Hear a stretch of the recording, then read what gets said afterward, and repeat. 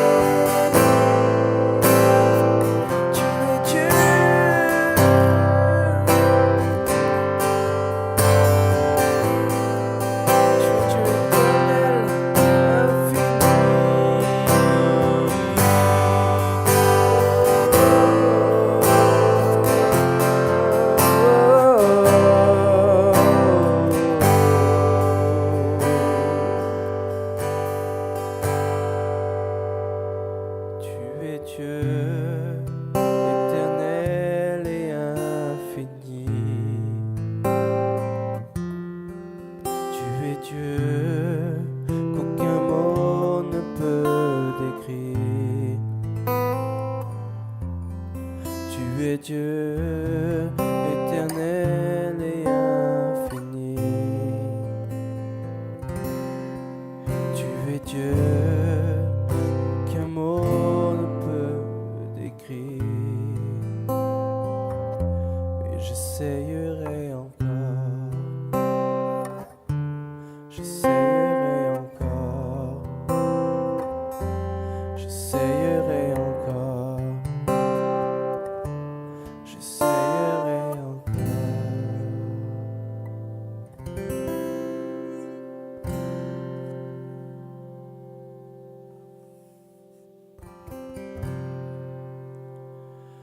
Alors entends nos cœurs,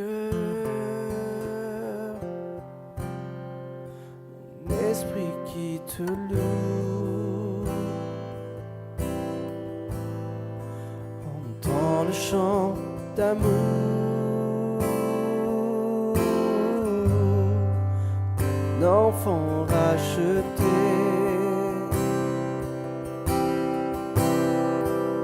Je prendrai mes faibles mots pour te dire combien quel Dieu merveilleux tu es. Mais je ne pourrai pas te dire combien je t'aime. Alors entends nos cœurs. Comment expliquer et comment décrire l'amour si grand, si puissant que rien ne peut le contenir. Tu sais mes espoirs, Seigneur, tu sais mes craintes. Et mes mots sont bien trop petits pour dire tout l'amour que j'ai pour toi. Alors entends mon cœur, mon esprit qui te loue. Entends le chant d'amour, enfant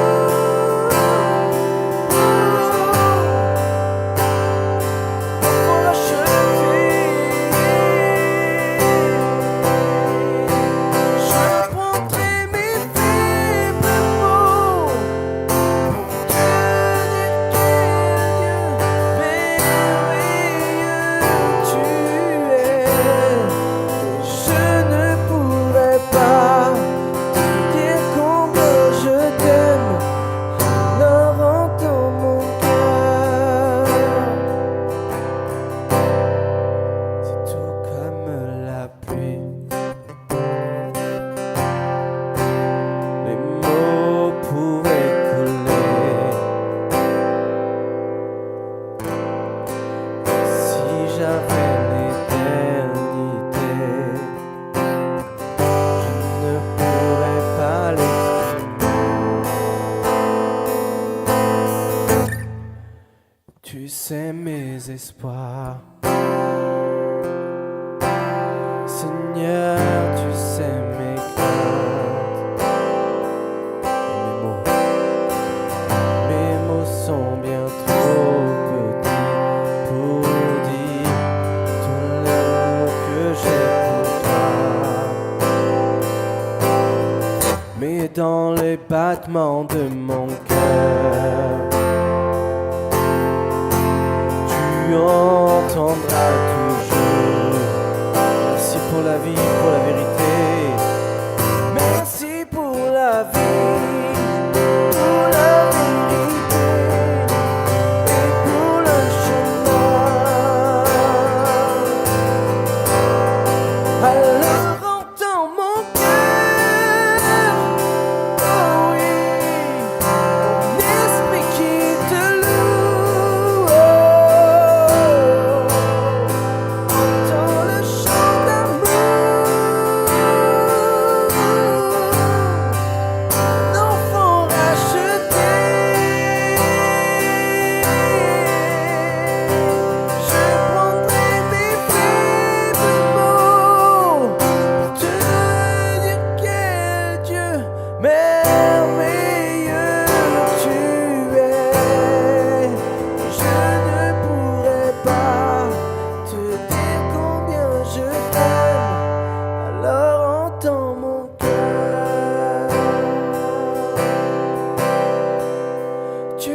sais nos espoirs. Seigneur, tu sais nos cœurs. Nos mots sont bien trop petits pour dire tout l'amour que nous avons. Alors entends nos cœurs, nos esprits qui te louent. Entends le chant de nos cœurs, nos esprits qui te louent.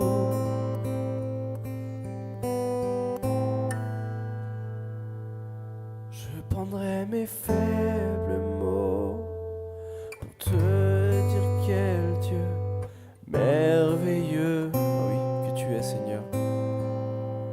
Je ne pourrai pas te dire combien je t'aime.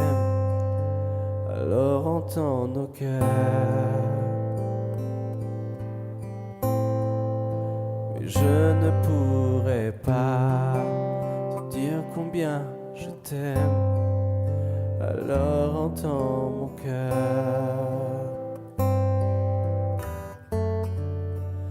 Je ne pourrai pas te dire combien je t'aime. Alors entends mon cœur.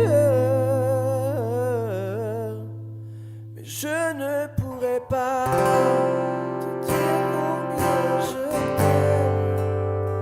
Alors simplement dans mon cœur, Seigneur, entends-le.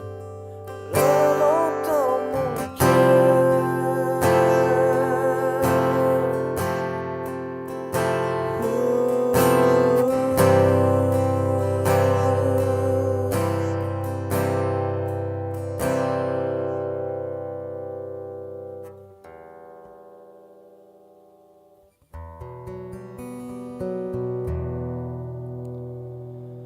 Ah Jésus, comment t'appeler Seigneur? Jéhovah Jireh, Adonai, Elohim, Jireh, Rapha, Seigneur. Tellement glorieux, tellement bon, Seigneur. Tu connais nos espoirs, Seigneur. Tu connais, Seigneur, chaque chose de nous, Seigneur. Tu connais tout l'amour, Seigneur, que nous avons pour toi, Seigneur. Nous prions, Seigneur, que tu viennes te manifester, Seigneur. Proclamons l'Esprit de Dieu à venir en ce lieu.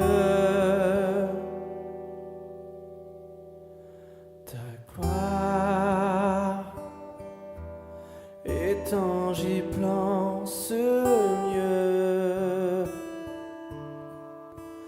De grandes choses sont à venir. Le surnaturel est activé.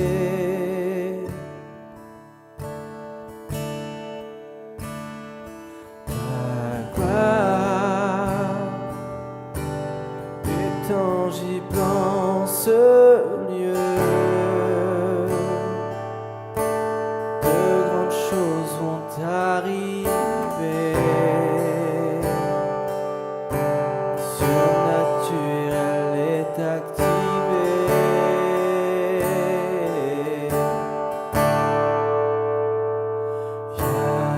Yahweh, Rapha, Elohim, Shaddai, Jireh, Adonai se manifestera.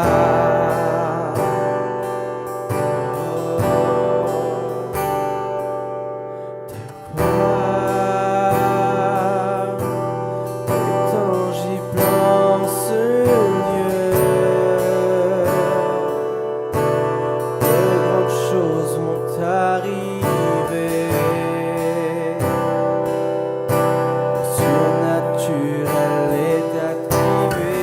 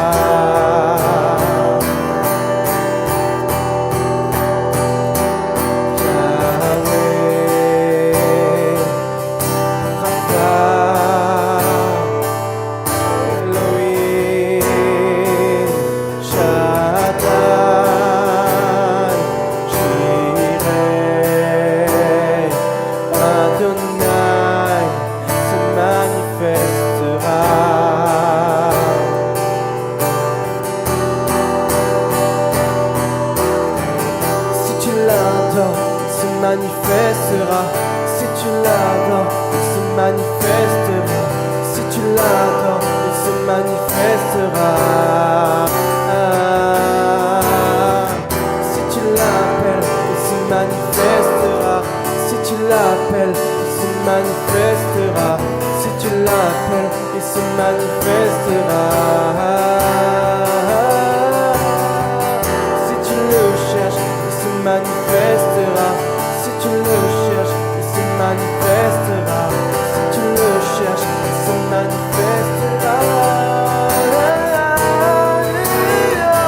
Si tu l'adores, il se manifestera. Si tu l'appelles, il se manifestera. Si tu le cherches, il se manifestera. Yeah. Yahweh, Elohim, Shaddai,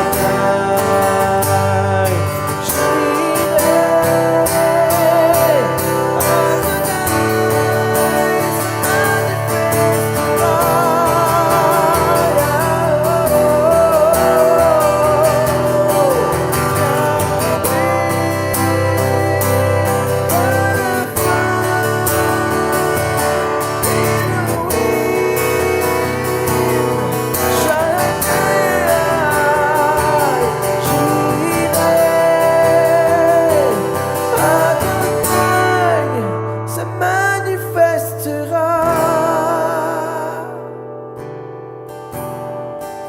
Ça manifestera.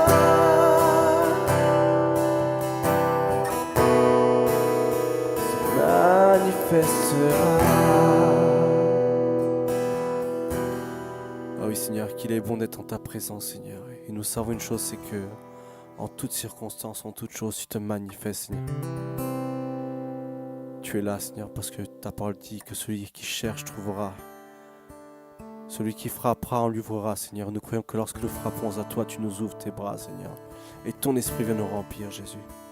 Te bénissons une fois de plus pour ces temps, Seigneur. Et te prions de garder chacun d'entre nous dans le puissant nom de Jésus-Christ. Ainsi nous avons tous prié. Amen. Amen. Dans le cadre des dons et des offrandes, nous vous invitons à vous rendre sur le site internet églisepotentielle.com à l'onglet dons. Vous avez la possibilité de faire un virement bancaire par IBAN ou à cliquer sur le lien PayPal pour faire un don soit par PayPal, soit avec la carte bancaire directement. Un reçu vous sera alors envoyé par email. Que Dieu vous bénisse.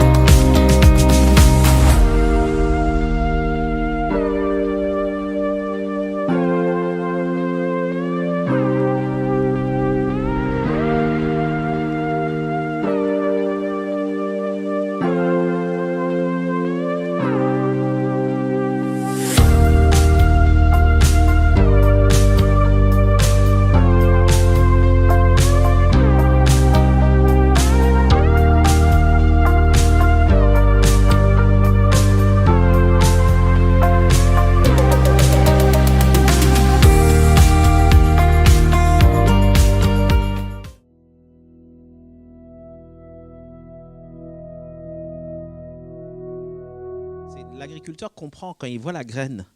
Lui, il voit la richesse. Toi, tu vois une graine là, bon voilà, tu le prends dans ta main. Comme ça. Non, lui, il voit la richesse. Il voit en fait que ça va porter du fruit, il pourra en fait survivre. Amen. Et bien la parole, c'est pareil. La Bible nous dit que la parole, c'est une semence. Oui ou non? Et nous recevons la semence de Dieu en nous.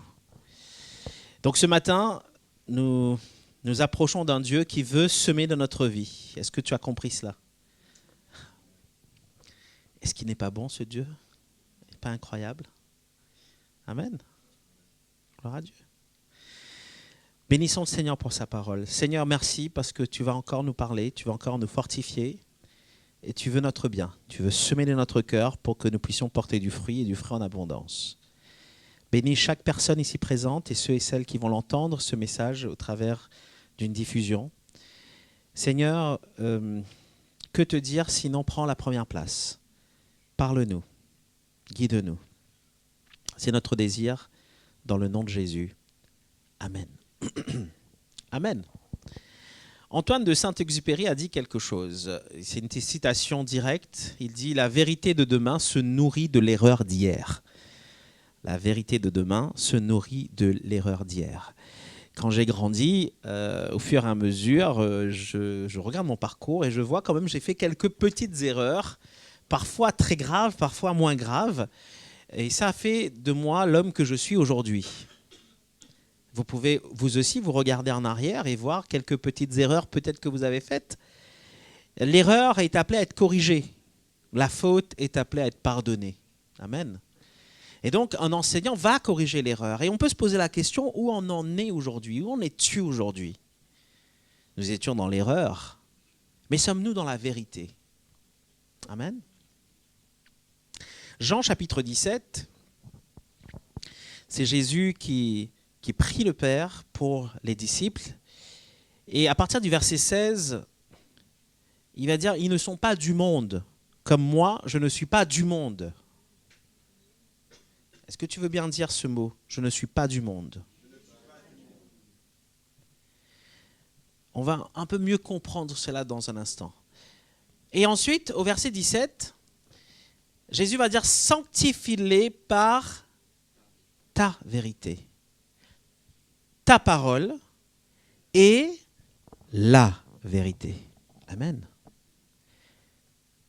Comme tu m'as envoyé dans le monde, tu les as aussi envoyés dans le monde. Les disciples ne sont pas du monde, mais ils sont envoyés dans le monde quand même. Vous et moi, nous ne sommes pas du monde, mais nous vivons dans ce monde. Amen. Et donc, Jésus prie pour que les disciples soient sanctifiés par la vérité de la parole de Dieu. Amen. Et c'est la vérité qui vient du trône de grâce. C'est la vérité du Père révélée parmi les hommes. Permettons que la parole de Dieu nous lave, nous nettoie, nous sanctifie par et dans la vérité. Éphésiens chapitre 4, verset 25. Éphésiens chapitre 4, verset 25. Vous aimez lire la parole? En ce moment, nous faisons toute une série sur les textes essentiels de la Bible et nous vivons des temps excellents en église de maison. Notre but, c'est de pouvoir lire les textes essentiels de la Bible en un an. Est-ce que vous pensez qu'on va y arriver? Alors, je vous exhorte à participer dans les églises de maison, à Gagny, ou à Livry-Gargan, ou à Nogent-sur-Marne. Et si un jour vous êtes absent, faites votre lecture quand même, parce qu'on ne va pas vous attendre à l'église de maison, parce qu'on va continuer. Et si vous avez une difficulté ou quelque chose, venez voir les responsables d'église de maison ou moi-même, et on pourra vous orienter vers des solutions. Mais ne ratez pas ces moments, s'il vous plaît, c'est vraiment important. Éphésiens chapitre 4, verset 25. Alors, il est dit, c'est pourquoi, débarrassez du mensonge, que chacun de vous dise la vérité à son prochain. Ne sommes-nous pas membres des uns des autres? Ici, l'apôtre Paul demande à ce qu'on se débarrasse du mensonge, à ce qu'on ne mente pas, à ce qu'on ne dise pas des choses qui sont fausses, mais que nous puissions dire la vérité à son prochain. Amen. Ça fait écho à ce que l'apôtre Paul a dit un petit peu plus haut. Quand vous avez le chapitre 4 d'ouvert, vous pouvez le voir un petit peu plus haut, au verset 15. L'apôtre Paul va dire, au contraire, en exprimant, et on peut l'interpréter ici, exprimer, EZ, la vérité dans l'amour. C'est l'exhortation de l'apôtre Paul. Et en faisant cela, nous grandirons à tous égards. Donc il y a ici un appel à exprimer la vérité dans l'amour. Et on en parlera dans un instant, mais on verra que la vérité et l'amour sont souvent associés. Mais voyons le contexte de ce que nous venons de lire dans Éphésiens chapitre 4, verset 25, quand l'apôtre Paul dit « C'est pourquoi débarrassez du mensonge, que chacun de vous dise la vérité à son prochain. » De quel mensonge est-ce que l'apôtre Paul veut parler? Lisons au verset 17, à partir du verset 17. « Voici donc ce que je vous dis, ce que je vous déclare au nom du Seigneur. Vous ne devez plus vivre comme les païens qui suivent leurs pensées vides de sens. Ils ont en effet l'intelligence obscurcie, ils sont étrangers à la vie que Dieu donne à cause de l'ignorance qui est en eux et qui provient de l'endurcissement de leur cœur. » Verset 19, « Ayant perdu tout sens moral, ils se sont livrés à l'inconduite pour se jeter avec frénésie dans toutes sortes de vices. Mais vous, et là on peut s'identifier puisque nous sommes nous aussi une église, et l'apôtre Paul parle à l'église d'Éphèse. L'apôtre Paul est en train de nous exhorter. 2000 ans de cela, il a parlé aux Éphésiens et il nous parle aujourd'hui. Et c'est Dieu qui parle au travers de l'apôtre. Amen. Mais vous, ce n'est pas ainsi que vous avez appris ce que signifie pour vous le Christ. Puisque vous avez compris ce qu'il en est et qu'on vous a enseigné, à vous qui êtes chrétiens, ce qui est conforme à la vérité qui est en Jésus. Conforme à la vérité qui est en Jésus. Cela consiste à vous débarrasser de votre ancienne manière de vivre, celle de l'homme que vous étiez autrefois et que les désirs trompeurs mènent à la ruine, à être renouvelé par le changement de ce qui oriente votre pensée et de vous revêtir de l'homme nouveau, créé conformément à la pensée de Dieu pour être juste et saint. Quoi? Conformément à la vérité. Il y a une cassure, il y a une coupure entre le mensonge de ce monde et la vérité quand on est en Christ. Amen. La vérité du Christ. Et quand on est renouvelé, quand on est converti, en somme, vous êtes déjà parti dans un pays où on n'utilisait pas l'euro. Et ça, on doit faire quoi? On doit faire quoi de la monnaie? On doit la convertir. On convertit cette monnaie. Et est-ce que cette monnaie, elle ressemble en fait à l'euro? Elle est convertie, elle est changée. Amen. Pareil, Dieu te transforme, Dieu te change. Mais est-ce que ta valeur, elle change? La valeur de l'argent reste la même. C'est de l'argent, ça a de la valeur. Le Seigneur t'a trouvé, et j'ouvre une parenthèse par rapport à ce qu'on a entendu tout à l'heure dans la pensée que Dieu donnait dans cette prophétie. Ça vous a fait du bien, ça m'a fait du bien moi, ce que Dieu confirmait. Mais du coup, on peut comprendre que quand Dieu nous voit, il voit en fait notre valeur déjà. Il nous accepte déjà tels que nous sommes. Amen. Et là, il va nous transformer. On sera de meilleures personnes, mais cette valeur, en fait, tu l'as déjà, parce qu'il est mort à la croix pour toi alors que tu étais pécheur. Comment ça se fait que tu aies cette valeur déjà? Parce que, souviens-toi, Dieu t'a créé à son image. Et Dieu ne peut pas se renier, c'est son image. C'est pourquoi Dieu est attristé de voir l'état de ce monde. C'est pour ça, en fait, qu'on a cette urgence en nous de dire à notre prochain, Jésus-Christ est mort. Il est ressuscité, il revient bientôt. Si tu veux l'accepter comme sauveur et Seigneur, tu seras sauvé. Amen. C'est parce que nous avons de la valeur. Est-ce qu'il est dit, Dieu a tant haï le monde qu'il a donné son Fils unique? Alors pourquoi est-ce que parfois nous haïssons le monde? Dieu a tant aimé les homosexuels qu'il a donné son Fils unique. Amen. Dieu a tant aimé les trans qu'il a donné son Fils unique. Dieu a tant aimé le pire de pire que tu peux penser toi qu'il a donné son Fils unique. Dieu a tant aimé Hitler qu'il a donné son Fils unique. C'est fort quand même. Hein? Tant aimé le monde. Ce monde, on vient de voir, qui est dans l'erreur, qui est dans le mensonge. Pour faire quoi? Pour pouvoir le transformer. Les emmener en fait dans la réalité spirituelle. Les emmener dans la vérité en Christ. Amen. Ça vous parle? Maintenant, c'est leur choix. C'est le choix d'Hitler de ne pas choisir Christ. C'est le choix de celui qui est homosexuel ou trans ou celui qui est adultère, fornicateur, que sais-je. C'est le choix de cette personne que d'accepter ou pas, de comprendre sa valeur pour Dieu ou pas. En tout cas, il y a quelqu'un qui sait la valeur également. C'est le diable, on en a parlé dimanche dernier. C'est un lion rugissant, il cherche qui veut dévorer et malheureusement, il y a des personnes qui font pacte avec lui consciemment ou inconsciemment.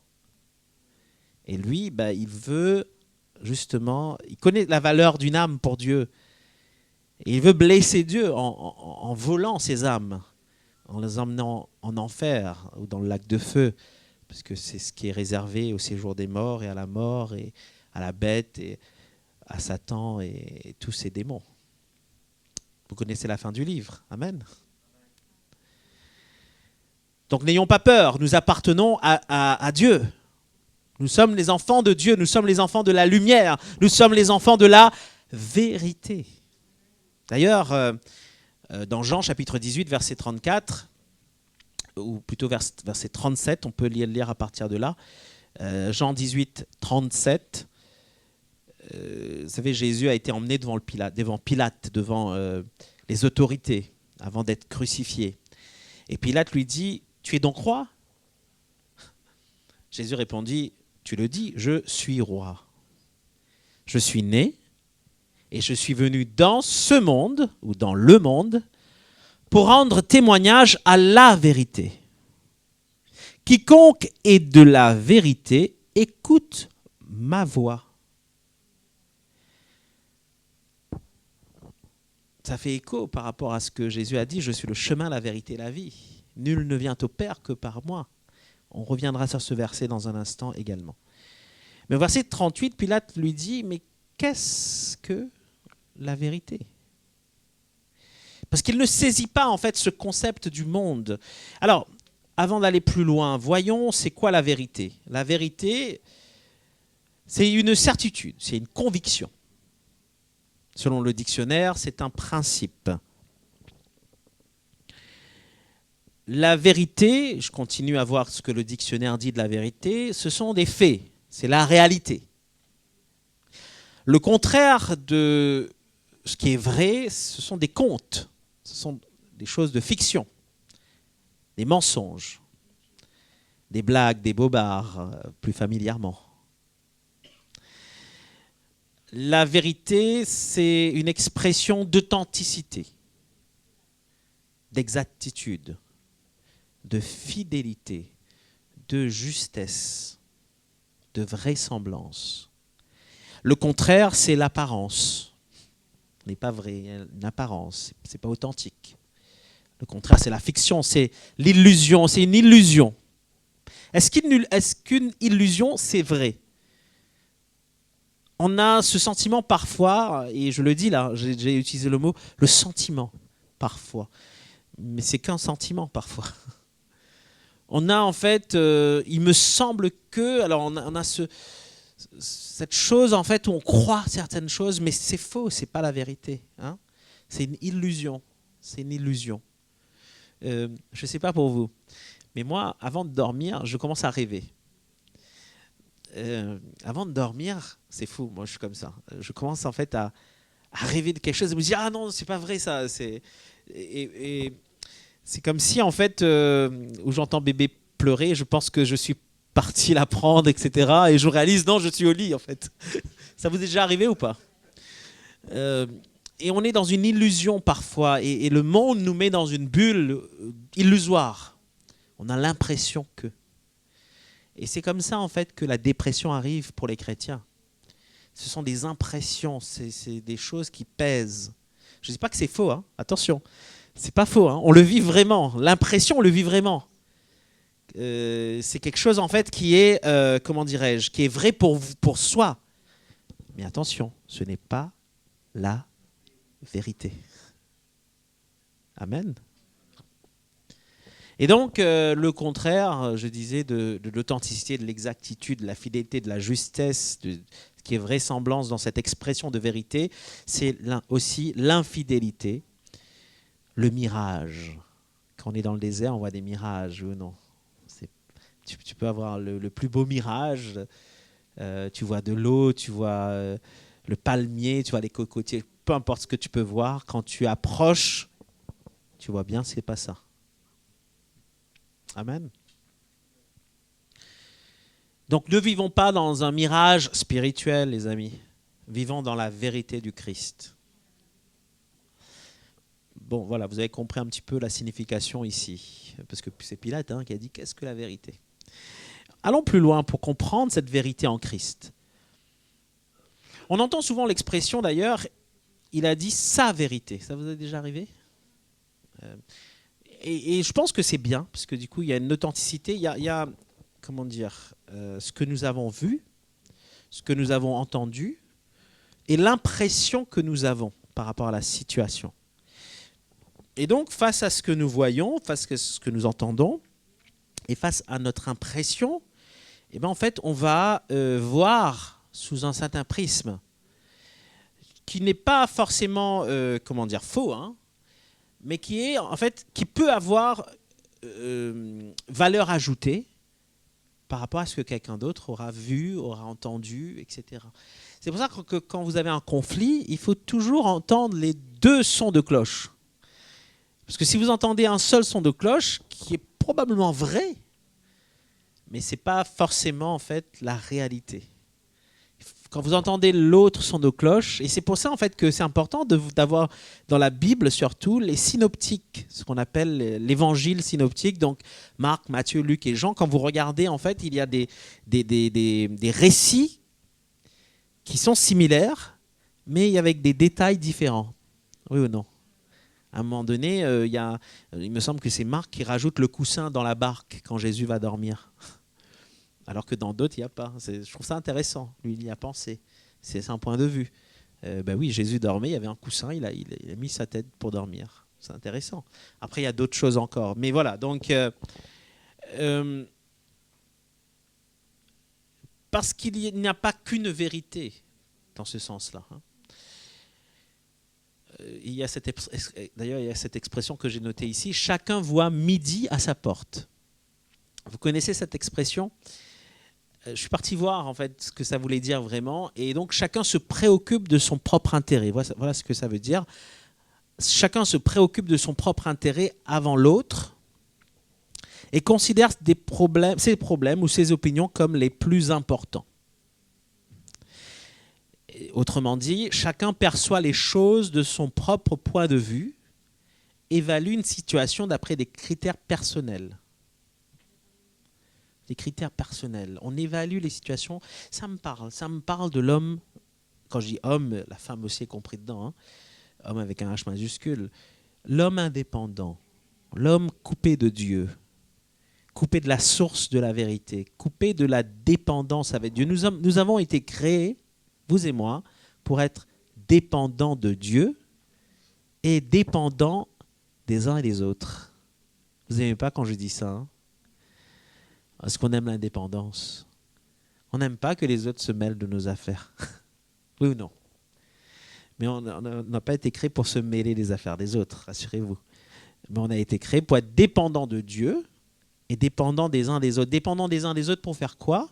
Pour pouvoir, et on le verra probablement dans notre réunion de disciples tout à l'heure à 14h, pour pouvoir être au bénéfice de l'autre, pouvoir apporter le fruit que Dieu nous demande de produire et que nous puissions le partager à l'autre.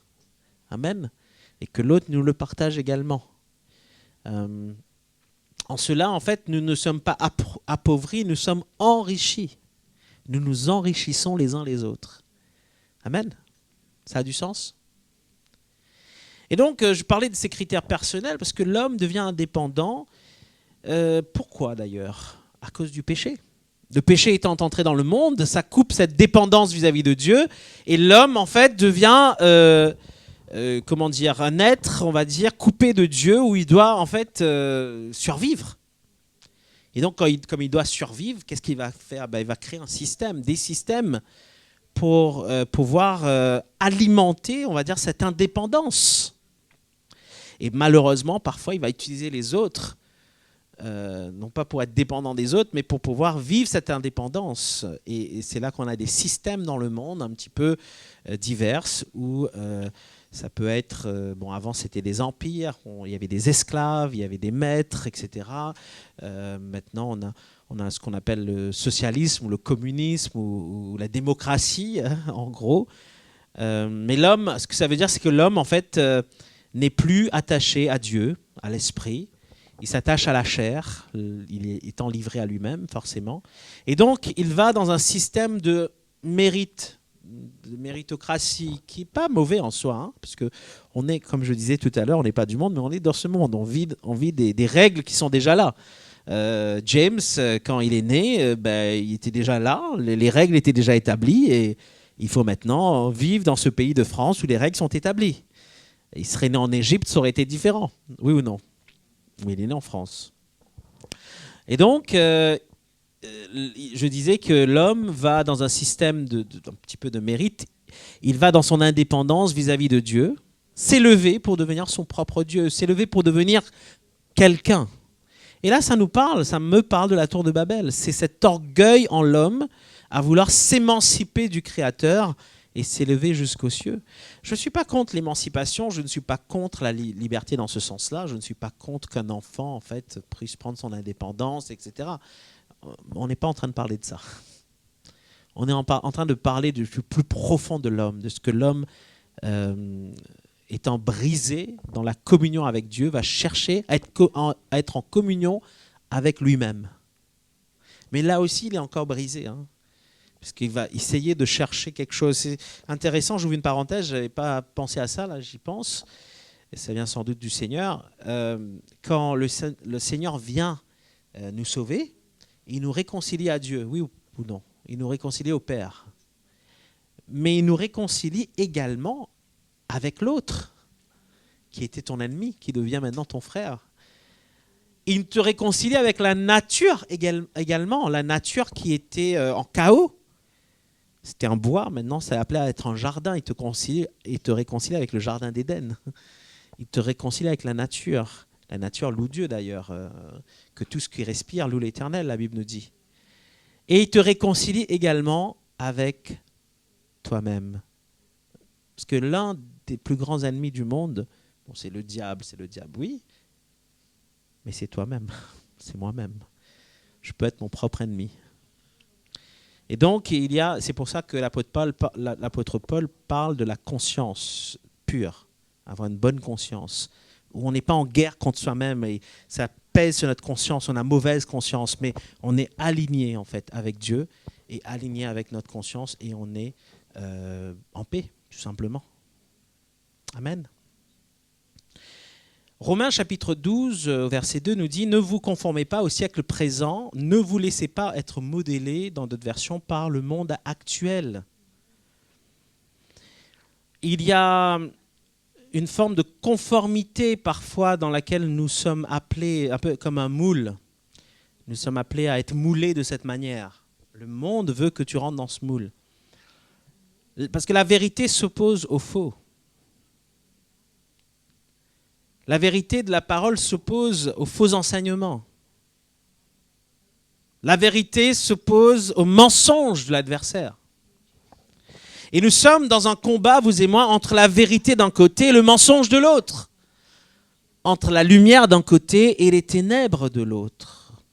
Lisons dans Romains chapitre 13, verset 12.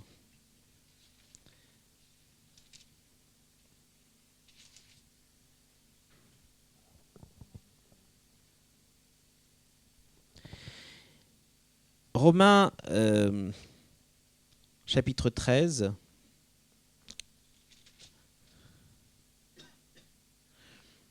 Alors, je regarde. Oui, c'est ça. Alors, lisons. 13, verset 12, je disais. Lisons à partir du verset 11. Faites ceci autant plus que vous savez en quel temps nous vivons. C'est désormais l'heure de sortir de votre... De votre quoi ? J'entends personne. De votre... Donc vous dormiez ? De votre sommeil, car le salut est plus près de nous que lorsque nous avons commencé à croire. C'est ce qu'on disait tout à l'heure, souvenez-vous. Au verset 12, la nuit tire à sa fin, le jour va se lever. Débarrassons-nous de tout ce qui se fait dans les ténèbres et revêtons-nous de l'armure de la lumière. Vivons correctement comme il convient en plein jour, sans orgie ni beuverie, sans débauche ni immoralité, sans querelle ni jalousie. Revêtez-vous du Seigneur Jésus-Christ et ne vous préoccupez pas de satisfaire les désirs de l'homme livré à lui-même. Et vous savez quoi ? Regardez bien plus haut. Il est en train de parler de vivre dans l'amour. Quand vous regardez au verset 8, « Ne restez redevables de rien à personne, sinon de vous aimer les uns les autres. Car celui qui aime l'autre a satisfait à toutes les exigences de la loi. En effet, les commandements comme tu ne commettras pas d'adultère, tu ne convoiteras pas, et tous les autres se trouvent récapitulés en cette seule parole, aime ton prochain comme toi-même. Celui qui aime ne cause aucun mal à son prochain. Aimer son prochain, c'est donc accomplir toute la loi. Et c'est pour ça que nous devons dire la vérité à son prochain avec amour. On l'a entendu tout à l'heure. On l'a entendu comment ?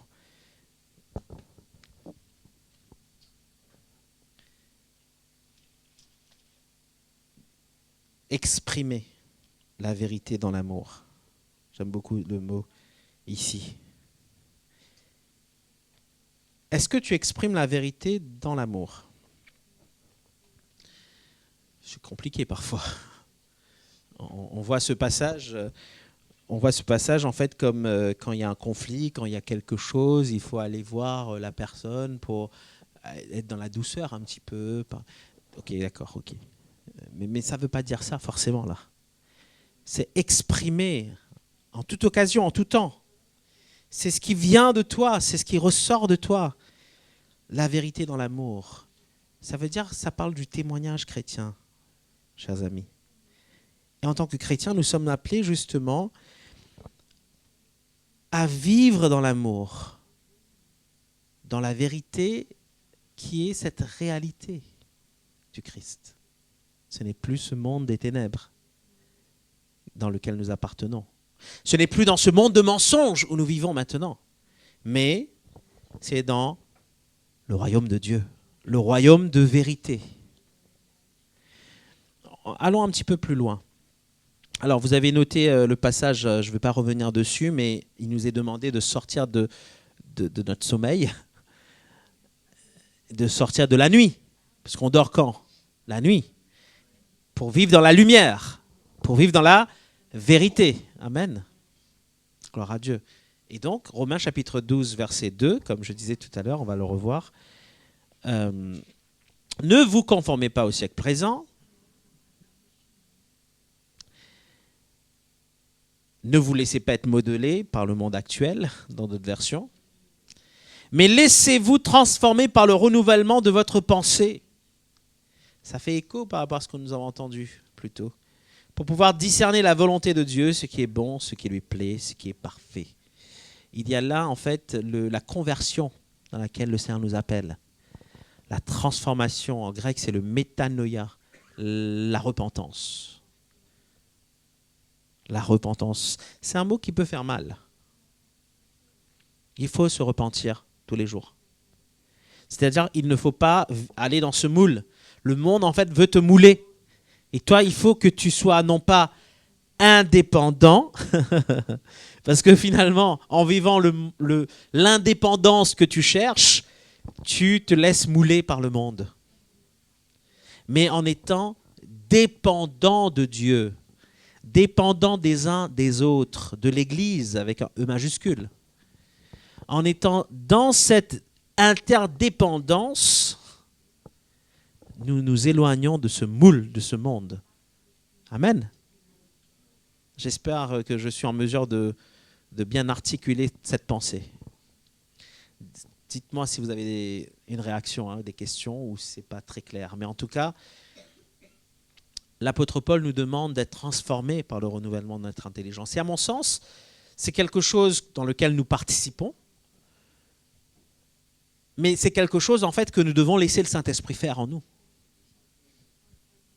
Le Saint-Esprit a besoin en fait de faire cette transformation dans notre pensée, mais elle pourra le faire si nous sommes dans la salle de bain. L'eau peut te couler, pas quand tu es dans ton salon, assis devant la télé. C'est pas dans ton salon que tu vas prendre un bain. L'eau peut couler quand tu es dans ta salle de bain et quand tu ouvres le robinet. C'est-à-dire que tu es disponible à ce que cette eau vienne sur toi pour te purifier, pour te laver. Et donc toi aussi, tu es appelé à être disponible pour que le Saint-Esprit puisse faire cette œuvre en toi. C'est l'eau qui te nettoie, c'est pas toi-même. Tu ne peux pas te nettoyer toi-même. L'eau va venir sur toi, oui ou non? Et ça va te purifier. Le Saint-Esprit va couler sur ta vie. Le robinet, c'est Jésus. C'est lui la source. Amen. Mais il faut se laisser faire. Et c'est-à-dire qu'il faut se lever de son lit, il faut marcher, il faut y aller. C'est pas dans ton lit que tu vas prendre ton bain. On veut tout le temps tout, les chrétiens. Mais sans effort, sans sacrifice. Sans sacrifice, tu n'as rien. Amen. Et donc, nous sommes dans la réalité de Dieu. Dans ce qui est vrai. Ce qui est bon, ce qui est agréable, ce qui est parfait, ce qui plaît à Dieu. Dans ce qui est vrai. Nous concluons avec ce passage de Jean, on l'a entendu tout à l'heure, où Jésus va dire « Je suis le chemin, la vérité et la vie ». Jean chapitre 14, verset 6.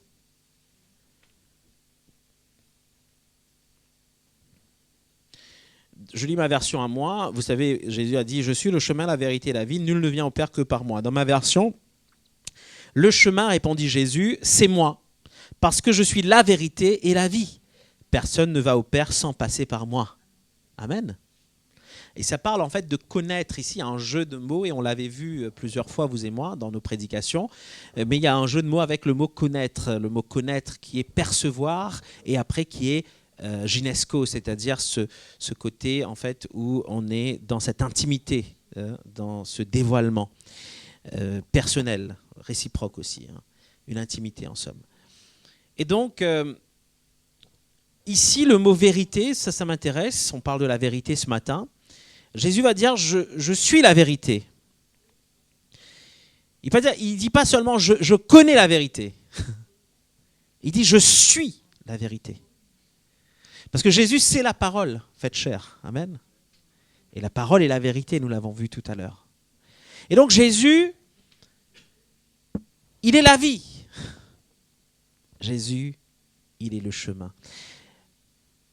Aletheia, c'est le mot grec qui veut dire vérité, mais pas seulement la vérité telle qu'elle est prononcée, mais c'est aussi la vérité de l'idée, la réalité. la sincérité, la vérité dans la sphère morale, la vérité divine révélée à l'homme, la franchise.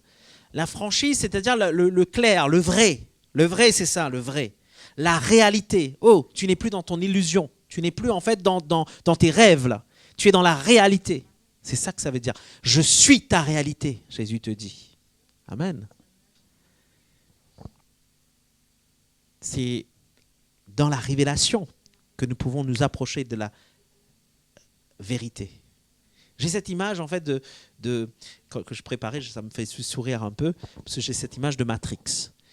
C'est un film, pour ceux qui ne connaissent pas Matrix, où Neo va prendre une pilule, et cette pilule va l'ouvrir en fait dans un monde qui est le vrai monde, en somme, en dehors de la machine. Parce que la machine, en fait, les avait conditionnés, parce qu'ils dormaient, ils étaient dans un monde illusoire. Et donc, il y a un choix qui s'offre à lui.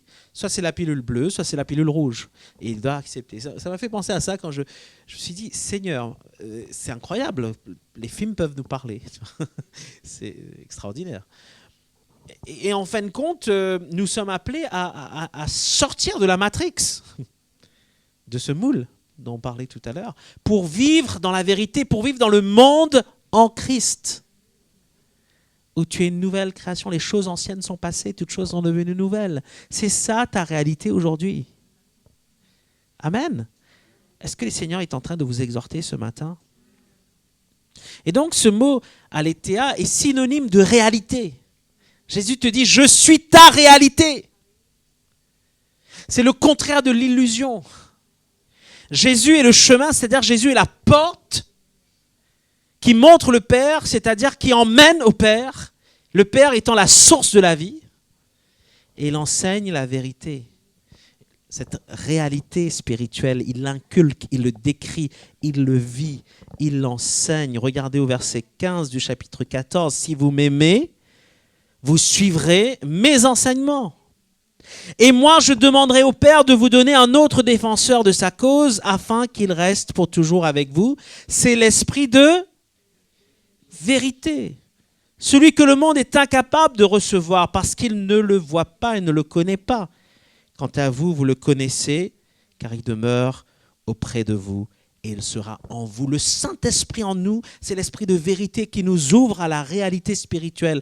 Quand la pensée te vient que tu n'es rien, quand la pensée te vient que tu as une dépression, tu te sens mal, ça va pas. Ah, quand la pensée vient, qu'est-ce que l'autre m'a dit là, hier? Il m'a pas, je semble avoir été jugé par cette personne, etc. Quand cette pensée vient, où il y a même une offense, j'aimerais te dire, il y a même une offense. Quand cette offense arrive, quand le diable en fait est en train de jouer dans tes pensées et tout, et te mettre dans cette culpabilité, dans cette honte, ou dans cette attente vis-à-vis de l'autre, qui te presse, qui te conditionne, qui semble te conditionner. Jésus te dit, je suis ta réalité. Connecte-toi à la réalité. La réalité, c'est pas ça, c'est pas ton impression, c'est pas ton illusion. Amen. La réalité, c'est que tu es un enfant de Dieu, sauvé. Tu es lavé, tu es purifié, tu es justifié. C'est ça, la réalité. Mais comment y arriver? Mais on a besoin, justement, d'associer la vérité à l'amour. Et Dieu le fait. 1 Corinthiens chapitre 13, verset 6, rapidement. 1 Corinthiens chapitre 13, vous savez, hein, ça parle de l'amour, oui ou non? L'injustice l'attriste, la vérité le réjouit. La vérité réjouit l'amour. L'amour se réjouit, en d'autres termes, l'amour se réjouit dans la vérité. Quand il y a la vérité, il y a la justice. Et on le verra dans un instant si... voilà, il reste quelques minutes. Ça va? Ça va tout le monde? On avance dans la conclusion? Parce qu'en fait, ce mot injuste est assez intéressant parce que l'injustice attriste, en somme. Mais c'est la vérité qui réjouit. La vérité, elle est liée à la justice. Vous voyez? Quand il y a une justice, il y a la vérité qui éclate. Quand il y a une injustice, c'est comme si on était trompé, dupé. On n'a pas compris. Il y a là en fait quelque chose qui est caché, il y a du faux. Ça vous parle ? Regardons dans Éphésiens chapitre 6, verset 14.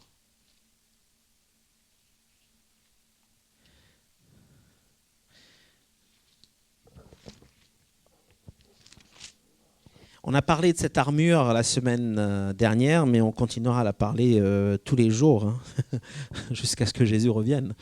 Parce que c'est l'armure du chrétien, oui ou non ?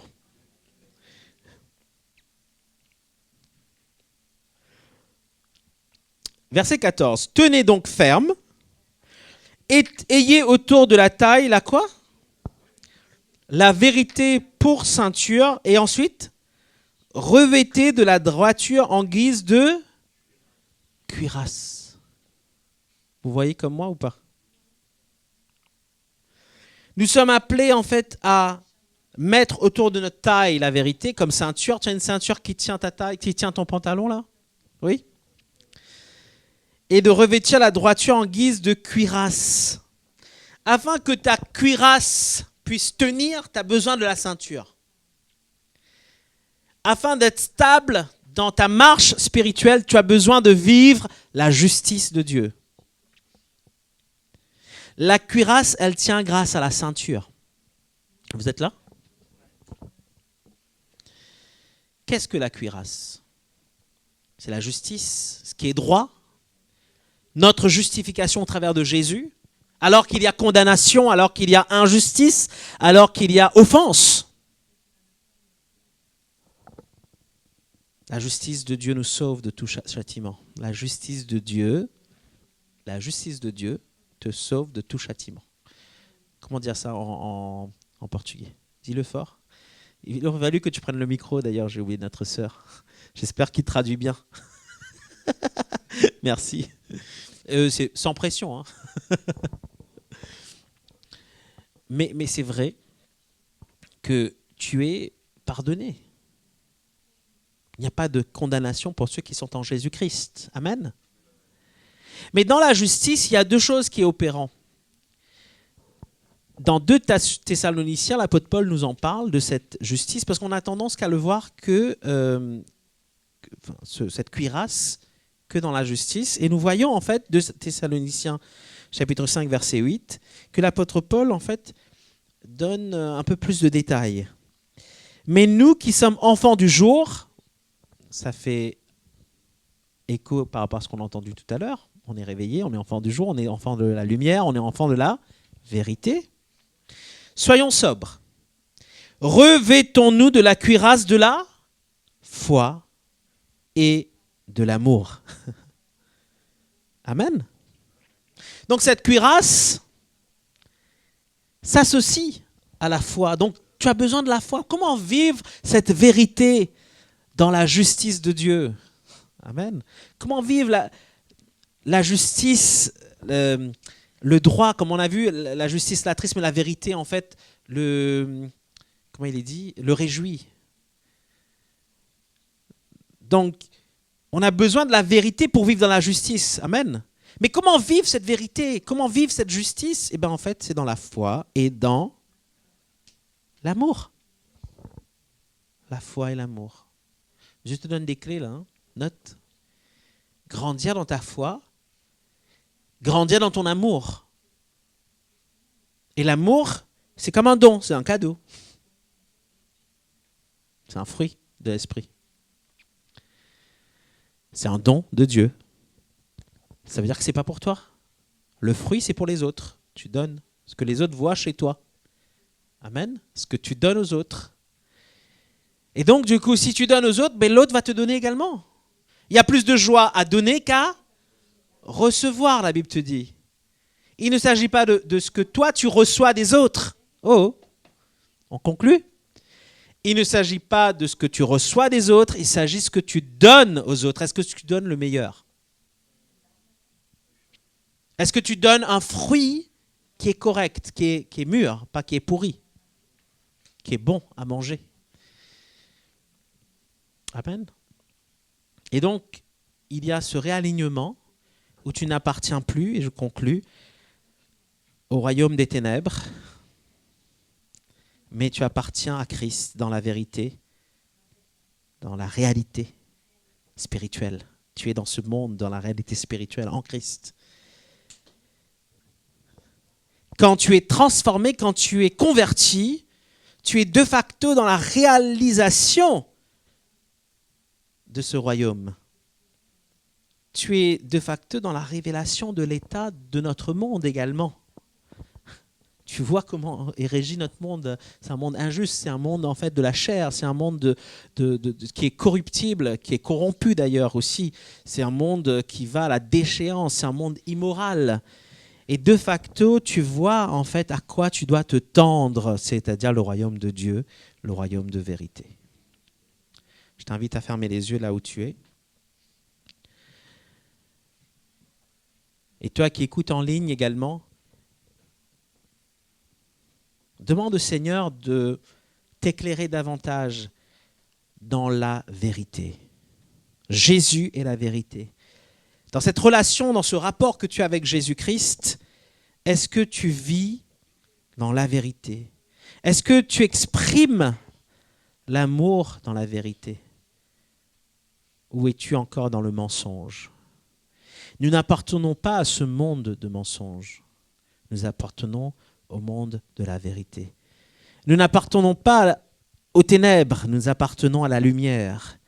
Et Jésus-Christ est la réalité spirituelle de Dieu pour nous. Celui qui m'a vu a vu le Père, dira Jésus. Alors Seigneur, merci parce que tu nous as démoulés, tu nous as sortis de ce monde pour nous mettre dans ta lumière, dans la réalisation de la réalité spirituelle.